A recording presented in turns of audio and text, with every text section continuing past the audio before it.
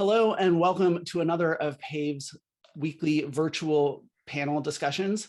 My name is Ed Niedermeye. I'm the communications director here at Partners for Automated Vehicle Education. I'm very excited about this week's panel. It's a topic that I kind of wanted to address for a really long time because it is such an important part of the autonomous vehicle space. But it's also one that's quite separate from a lot of the other kinds of technologies and things that we here at PAVE educate around. But it's a really important one, and that is sort of the ability to have sort of a remote link to a human that can then interact with an autonomous vehicle. We oftentimes think of autonomous vehicles as sort of existing really in the absence of any kind of human involved in sort of the work that it does, but in reality, there really is a role for a human. May not actually be in the vehicle though, and so we've got two guests who are deeply rooted in this topic. Really, the perfect people in a lot of ways to help us understand why and how remote links allow humans to interact with autonomous vehicles. First up from Phantom Auto, we have Vice President of Business and Marketing, Jordan Sanders. Jordan, welcome. Thanks for having me. And from Zoox, we have Ravi Gogna. He's the manager of TeleGuidance. Ravi, welcome. Hey, Ed. Happy to be here. Yeah, thanks so much to both of you for being here and helping us sort of make sense of this really fascinating topic around which there are a lot of misperceptions, I think. So I want to start by kind of just stating, getting each of you to state at a high level, like why sort of generally, and then we'll go into the details from there, but why generally, and Ravi, I'll start with you. Why is it important to sort of have a human, the ability for a human to sort of interact with an autonomous vehicle? Yeah, so for us, we're providing a vehicle service to transport passengers in dense urban environments. So dense urban environments brings along with it some interesting challenges, right? It's a very dynamic environment. There are plenty of edge cases that come up. Some of the common ones that we see are construction zones, large events for traffic changes, if law enforcement having flaggers that are directing traffic in different ways. So these are interesting edge cases where we want to be able to have a human that's available to complement the robot's autonomous stack. By having the robot be able to call out when it comes up to a situation that it's not confident in, to then query the human for some additional information. That information then gets the robot as another element into its information stack, and it can then reason about and fuse that information in to continue to deal with that scenario autonomously. So yeah, the way we like to look at it is it's an additional remote sensor that we're able to query for information. Yeah, absolutely. And Jordan, you work in sort of some different use cases. Could you maybe talk about just sort of why teleoperation is or sort of a remote link is important to the companies that you work with? Yeah, for sure. So for context, Phantom Auto, we provide remote operation software, teleoperation software for a variety of vehicle types. That does include cars, but also trucks, forklifts, robots. So multiple vehicle types that are operating in multiple environments. And I think, kind of building off of what Ravi said, what we see, what he explained in passenger autonomy is the same kind of tenets or principles are also true in for an autonomous forklift or for an autonomous robot, meaning edge cases exist. The world is unpredictable. And by tapping into remote human intelligence, you actually can get the best, highest performing and safest solution, out onto the road or onto the sidewalk or operating in your warehouse. Yeah, and I want to get into some of the things that how this actually works and how it doesn't work just as importantly. But first, Ravi, can you help us understand sort of technologically, like how is this happening? How are these remote links sort of handled on the technical level? Sure, yeah. So to help explain this, I'd like to take a quick step back and explain kind of our three overarching principles at Zoox when we deal with our solution, right? The first one is it's safety. So the robot shall do no harm. That is not the space where TeleGuidance is involved in. That is our autonomous onboard stack guarantees that, right, to the best of its capabilities. The second one is completing the mission. So of course, we want to make sure that our passengers can get to their desired destination. That is where TeleGuidance, that's where we play. We want to make sure that any anomalous case, any edge case we come across, we're able to deal with, right? The third one is providing a great experience for the passengers. And maybe we'll touch on that a little bit later. So completing the mission. How do we allow the robot to understand that there's a scenario that it needs help in? I'll talk about a few areas. We look at this in kind of three different verticals. The first one is what does an operator interface with? So we have a teleoperator console. We've actually put out a couple of videos on it, so there's a chance for audience to get a visual idea of what that looks like. But in general, it's a set of camera views to get a 360 understanding from a video feed of what's going on around the robot. And then the other one is a 3D environment that we render, which is a subset of our perception stack. Right. The intention here is to be able to provide sufficient situational awareness to the remote operator so they can understand what's going on in the scene and where they need to collaborate. The other part is a network stack. So we need to be able to get this data in real time to the operator. And we have some very pretty cutting edge and interesting technologies to be able to deliver the best possible latency and bandwidth we can in urban environments. And again, that's not a guaranteed network. So it can get degraded, and we've designed our system to be able to handle that. But yeah, a lot of technology built in there. Then on the vehicle side, that's where the vehicle then can take in this information that has now come from the teledash console, gone across our network, now arrived on the vehicle, and it can take that input in and fuse it with its planning and reasoning about the environment to help deal with that scenario. All right, so that's how we get the information to the robot. To start this whole process, the robot needs to know that, hey, there's something I want help with. So as it's driving around on board on the vehicle, we have a few notification systems that are running that are constantly looking ahead. Is our path clear? Have we detected from the perception stack something that's common for a teleoperator to be involved in? So construction zones have a lot of interesting cues that you can pick up on. So all of those collectively will be able to notify an operator that, hey, I see something ahead, I might need some assistance with. And so once that happens, we call it an engagement. The teleoperator engagement starts. They're able to take a look at the scene with everything I've described here, and they have a suite of tools that they can use to help provide the robot with maybe solving an ambiguity or giving it some hints about how to navigate around that environment. Yeah, wow, that's a very great look at behind the scenes there. Jordan, we've like the observant viewers of this may recognize we've had a couple different words come out here already in our conversation. One is teleoperation, the other is teleguidance. I think it's easy to assume maybe they mean the same things, but they don't, in fact. Could you just sort of explain maybe sort of what the difference is between teleoperation and teleguidance? Yeah, for sure. And I think it's a great question. I think this is a great forum, PAVE and groups like it for really I think it's really important in this space to bring a common kind of lexicon, common language around the technologies, especially to start deploying these in public space, folks start interacting with it. So when I said earlier that Phantom provides teleoperation technology or software for teleoperation, in our lexicon, which we're excited to work with the industry to kind of bring more, again, more common language around this.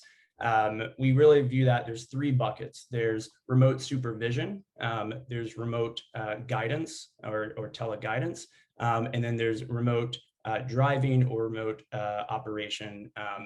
What each of those are: remote supervision, that's real-time kind of eyes and ears on a vehicle, but essentially no input to the vehicle or extremely limited, essentially just output from the vehicle to an operator or to a person to inform them of what's kind of going on with a certain situation.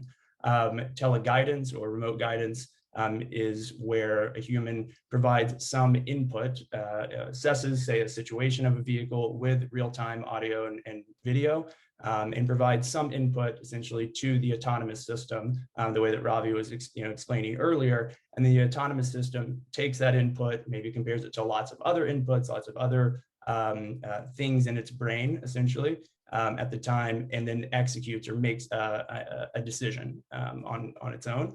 And then that third bucket of remote operation, teleoperation, or teledriving, kind of all three terms are often used. That's really where you're talking about direct remote control, maybe hands on a steering wheel, hands on joysticks. And the way that we view this is they're all different tools for different vehicles, different cases, and different technology stacks.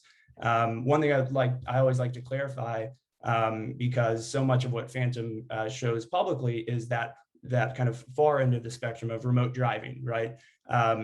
The reason that we show that that use case is because it is a valuable use case for many of our customers and for many vehicle types. But our core focus from a technology standpoint is on that underlying communication layer, what Ravi talked about earlier, the importance of the networking layer that provides real-time, low latency, video and audio to an operator to make the best decision.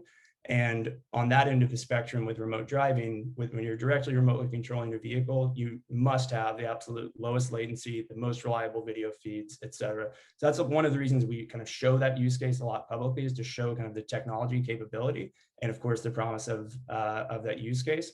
But as we're working across all these different vehicle types of forklifts, robots, cars, trucks, et cetera, we and our customers definitely deploy all three of those kind of intervention mechanisms. And again, for different scenarios and depending, of course, on, let's say, the safety sensors and kind of safety design of the vehicle that's being remotely monitored or operated. Yeah. So, obviously one of the things PAVE is really focused on is just really helping the public understand the difference between, fully autonomous vehicles and vehicles that may be automated, but that require a human in the loop, active human engagement. So level 2 versus level 4, for example, and really trying to help make that clear. And unfortunately, I think maybe, because people don't hear enough about this, or I don't know why, there's some misperceptions about sort of how teleoperation or teleguidance is used. And Ravi, I want to sort of get your view on this. If people do sort of forward the frankly, it's a conspiracy theory that essentially if you have any kind of remote operation or guidance capability, that's something that you're maybe using that makes the vehicle more like a level 2 system, where you have like an active human driver ready to take fallback at any moment. Can you sort of maybe address that sort of perception and maybe like the reasons why that's not actually the case? Yeah, absolutely. So I'll prefix this with two important elements of a level 2 system and how they involve the driver. It's time sensitive, safety critical interventions, right? You're using a system like that. It comes to a scenario that it hopefully can detect, it can't deal with, and it can be time critical, time sensitive. It can be safety critical. There's a beep, beep, beep in some systems, and you have to take over. In a level 4 system, the autonomous driving stack itself must be capable to satisfy our first guidance principle, right? Which is it shall do no harm, which means there is no safety critical, time sensitive situation where the remote operator needs to help out. Now, what can happen is we may not satisfy number 2, which is completing the mission. So what does that mean? It means we're taking a drive in an autonomous vehicle in an interesting city like San Francisco, and we come across a safety critical scenario that's time sensitive. The robot will autonomously deal with it, right? It'll come to a stop. It may get stuck, but we'll come to a safe stop. Now, once we talk about the guidance principle number 2, which is completing the mission, now we get an operator that can maybe help out with that scene, right? We can navigate around it. If there's a law enforcement officer giving some hand gestures or some interesting scenarios, scenes that we want to provide contextual information in, we can do that. So to reiterate, there is no safety critical, time sensitive reliance on a teleguidance system, right? And that is, I think, very important for our future customers and kind of this industry, at least from the Zoox perspective, to really understand, right? When you step inside our custom built vehicles, you can trust that is there to keep you safe, right?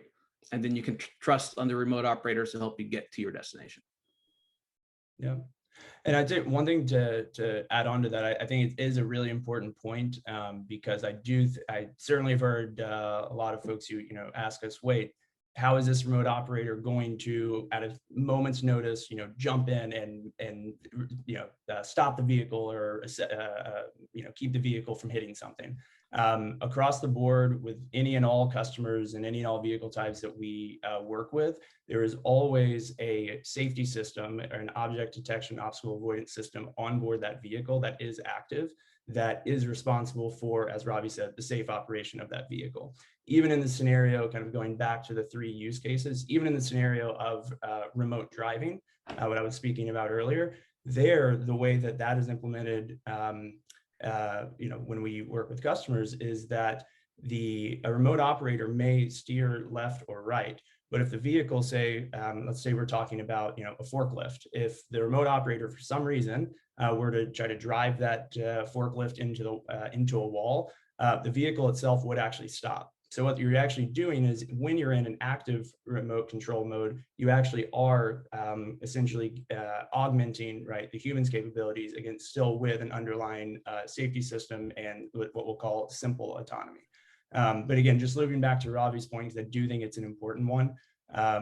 Remote operation is meant for supervision, oversight, and interventions. It is not meant for watching over a vehicle and being solely responsible for saying, hey, stop vehicle. That has to be onboard intelligence and onboard technology that is responsible for that.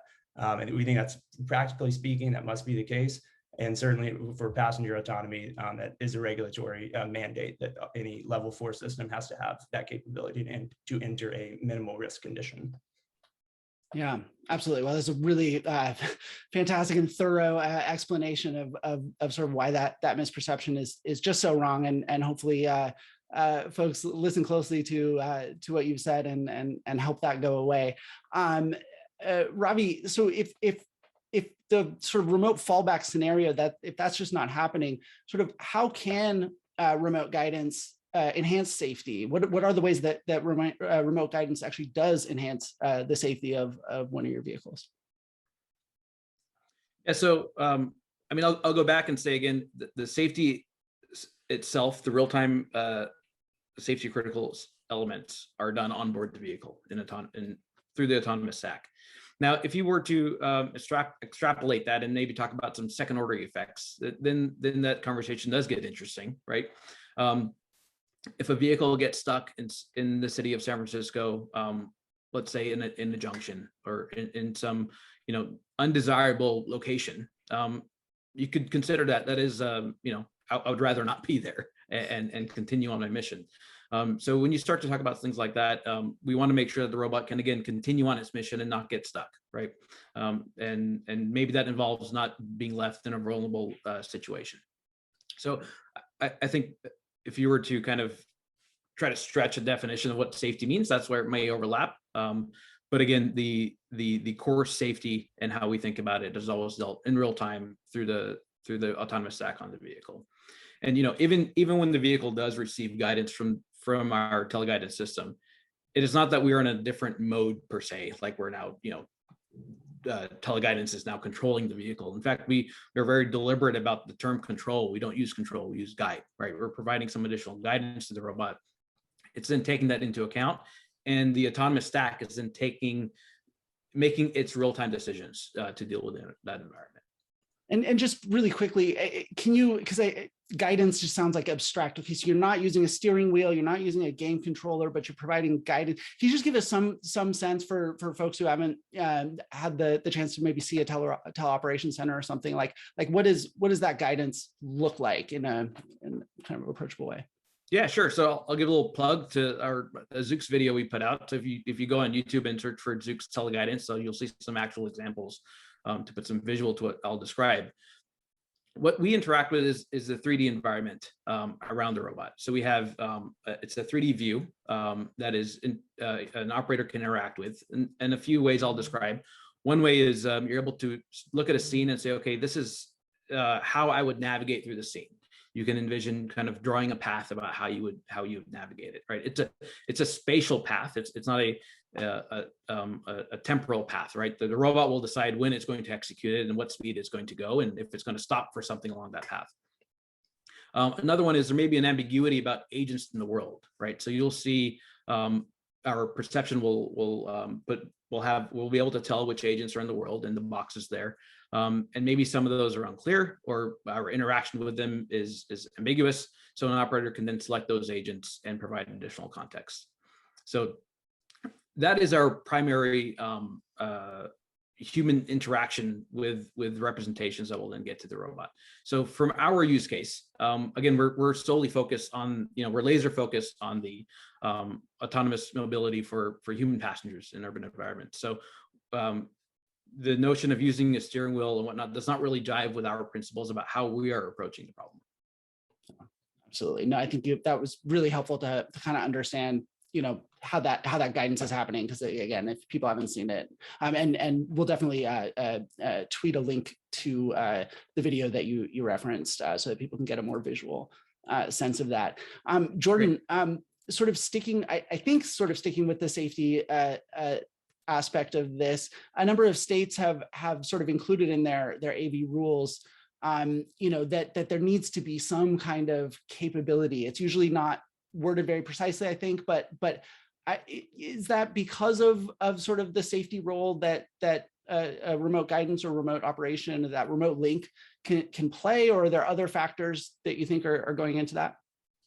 Yeah, it's a good question. And obviously safety is it's paramount for any company, any technology, you need to roll out of any of these technologies. Safety is the core focus. It's also let's say a loaded term, right? And actually, let's say an automotive engineering, an extremely kind of defined term, right? And so as Ravi was saying, as we were speaking about earlier, what the regulations typically say is that, and this is at the federal level, a vehicle must be able to enter into a minimal risk condition, right? So that's enter a safe or come to a safe stop. And we fully agree, as we talked about earlier, that is bringing the vehicle into a safe initial position. As Ravi was, I think, alluding to earlier, that is not an ideal position to be in, whether you're a passenger in the vehicle, or even if, say, for some of our customers, if we're talking about a delivery robot, stopping in the middle of the sidewalk could at least present a inconvenient or hazardous situation for other sidewalk users or other people in that space. So that's kind of looping back to what Ravi was saying. That's really where we see a remote link and remote operation as being key, is not for that initial safe stop, right? But it is getting that vehicle out of what could become a potentially hazardous situation. So when it comes to kind of the state-by-state regulations, I think there's a couple of reasons why there's so many states that have in their regulations this requirement for remote link or some sort of remote supervision. I think one of the main reasons is the ability to interact with law enforcement and other folks who may be around that vehicle. That's a really important piece for deploying an unmanned vehicle into public space. If there's nobody, the person inside isn't responsible for it. You want to talk to the driver, someone who knows something about the vehicle. That's important. The second reason goes to the use case I was talking about earlier, is hopefully resolving that situation, getting to a more optimally safe or less hazardous situation. And then the third piece is, I think it really comes down to consumer kind of acceptance and comfort with the technology. And I really, when we think about regulations, we really, there are regulatory mandates for this technology, but we think, for all the reasons that were just stated, we really think this is more of a very practical kind of need. So regulation or not, functionally, this sort of capability and must be there. And really, from my perspective and from our perspective, we're really we love forums like this one to be able to talk about the technology, because 3 to 4 years ago, Zoox has been, and all the leading companies have been, working very hard in developing the sorts of technologies like for TeleGuidance and remote link. And we think it's great that Zoox and others are now actually bringing this technology out there, telling consumers about it, getting them to see the user interfaces, right? Because the notion that your autonomous system would be somehow less capable, or certainly less safe for having this technology is just not the case, right? I think very, again, practically speaking, as a consumer, knowing that there's a human in the loop in some form overseeing your ride who can intervene and get you to an optimally safe, spot, or help you out with your journey, or just, again, perform some customer service functions are really important. And we think it's great that so many companies now are showing this technology, and it should only be viewed as a more capable and more complete, and truly only complete autonomous system if you have these sorts of capabilities of teleguidance or some form of teleoperation. Absolutely. And Ravi, I'd love to have you sort of maybe add what you can. As you said, Zoox is laser focused on that person, moving people, mostly in an urban environment. And so, as a human, maybe especially for a first-time rider or people who are newer to the technology, why is that human link, the ability to maybe even just talk to someone remotely, a human? Why is that particularly important in this kind of service? Yeah, so let's touch on that a bit. We talked about kind of our principles, right? The safety. The second one is completing the mission. So the third one, the great experience, right? We want to make sure our customers and riders enjoy it. It's a brand new technology, right? It's an interesting one. It may be a bit daunting to get into the first time and understanding how it's going on. So from a experience standpoint, to be able to step into a brand new, groundbreaking technology. In Zoox's case, it's a brand new vehicle type, right? There is no driver, there is no steering wheel, which is kind of, it always amazes me every time I get a chance to sit in it. But it does then bring out the need for, I really like to, if I have a question, I want to be able to talk to somebody, right? So there we'll have that sense of, we call it remote ops, is ensuring that that passenger is taken care of from before the trip starts, right? Even how do you enter the vehicle, hail the vehicle if there's questions about that, getting into the vehicle. There's interesting aspects about, okay, is this the right rider to get into the car, right? All of those aspects are involved. Then taking the ride, if there's questions about it, including running into an interesting scene where we do have to involve teleguidance, being able to interface with the riders as needed, all the way to the end of the mission, and getting to your destination and stepping out of the vehicle and looking back and having that wow moment, like, wow, that actually happened. Yeah, absolutely. I think it's really easy to underestimate sort of how many challenges there are just in that user experience piece of this, because again, it's brand new, and there's a lot of focus always in the technology, but yeah, as you just explained, that user experience can have its own sort of edge cases too, right?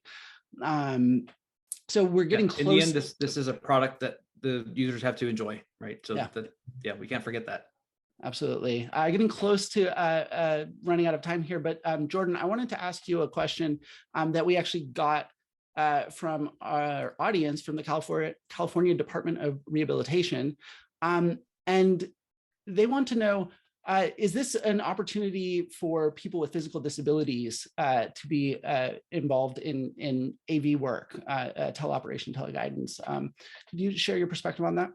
Yeah, that's a great question, and I see we are short on time, but the answer is yes. And frankly, personally, it's that is one of the pieces that I'm most excited about, and I get the most pleasure of seeing as our technology gets deployed, is the opportunity for expanding access to jobs, and that definitely does include the disabled community. So I would actually love to speak to whoever asked the question, but the short answer to that is yes. These jobs can and are being filled by folks in the disabled community, and the hardware and the software and the interfaces are all kind of are being designed in a way to enable that sort of those sorts of interventions. So I'd actually love to speak to whoever asked that question.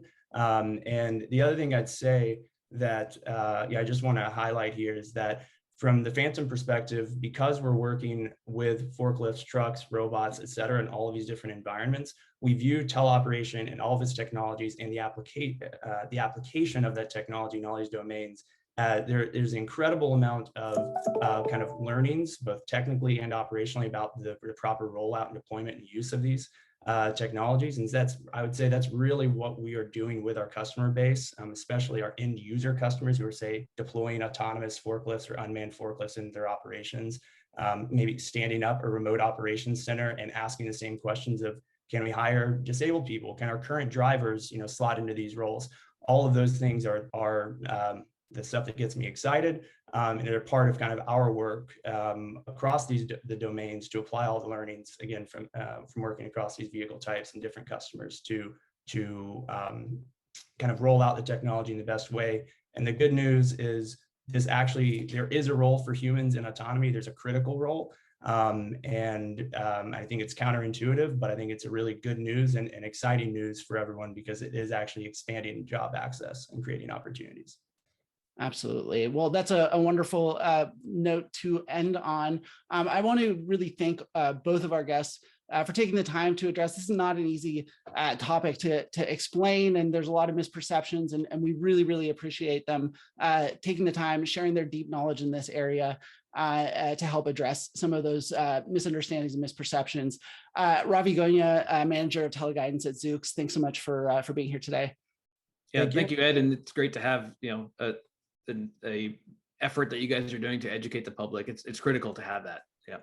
Thanks. And Jordan Sanders, VP of Business and Marketing at Phantom Auto. Jordan, thanks so much for being here today. Yeah, thank you, Ed, as well, and thanks everyone for joining. And with that, we'd like to thank the audience for being here today and for once again making automated vehicle education a priority. We really appreciate you taking the time. This virtual panel was recorded. A recording will be posted on our YouTube account. You can also find more about what PAVE is up to on our social media channels at PAVE Campaign.